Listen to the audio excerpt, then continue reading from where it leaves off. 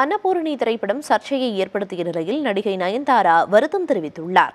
நடிகை நயன்தாரா நடிப்பில் திரையரங்குகளில் வெளியான அன்னபூரணி திரைப்படம் சமீபத்தில் OTT தளத்திலும் வெளியானது. இந்த படத்தில் இடம்பெற்ற சில காட்சிகள் மத உணர்வுகளை புண்படுத்தும் வகையில் அமைந்துள்ளதாக கூறி மும்பையைச் சேர்ந்த ரமேஷ் சோலோங்கி என்பவர் காவல் நிலையத்தில் புகார் அளித்திருந்தார். இதையடுத்து காவல்துறையினர் நயன்தாரா மற்றும் இயக்குநர் மீது வழக்கு பதிவு செய்தனர்.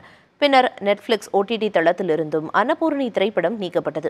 இந்நிலையில் இதற்கு வருத்தம் தெரிவித்து அறிக்கை வெளியிட்டுள்ள நடிகை நயன்தாரா, தனக்கும் தனது படக்குழுவினருக்கும் யாரையும் புண்படுத்த வேண்டும் என்ற நோக்கம் இல்லை என தெரிவித்துள்ளார்.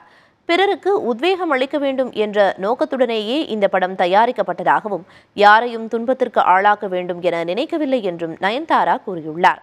யார் மனதையாவது புண்படுத்தி இருந்தால் வருத்தம் தெரிவித்துக் கொள்வதாகவும் அவர் தெரிவித்துள்ளார். தொடக்கத்தில் ஜெய் ஸ்ரீராம் என குறிப்பிட்டு தமிழ், ஆங்கிலம், ஹிந்தி ஆகிய 3 மொழிகளில் நடிகை நயன்தாரா அறிக்கை வெளியிட்டுள்ளார்.